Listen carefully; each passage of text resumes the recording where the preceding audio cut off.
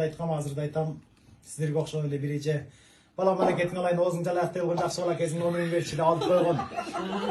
Оюмда эчтеке жок, номерин берип койсом эртесин тамакка чакырып, үйүндө конок бар экен деп келип тамагын жеп атсам, үйүндө эч ким жок.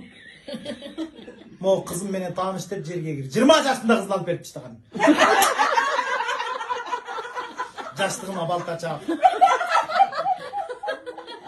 Ошо күндөн так силерге окшогон кайненелерди көрсөм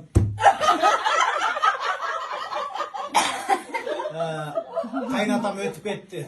3 жыл болду. Жакында кайненем тамакка чакырайын деп атам. 58'те силерде вариант жок беле я? Бра, тамакка чакырып өзүм берип салайын.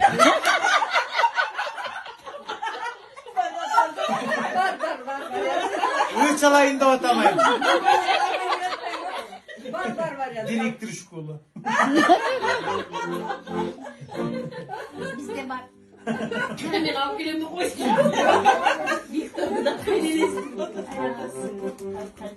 Ошентип, Кудайга шүгүр, бактылуу жашап атабыз. Кайнене болуш деген мойнуңузда аябай чоң жоопкерчилик бар экен.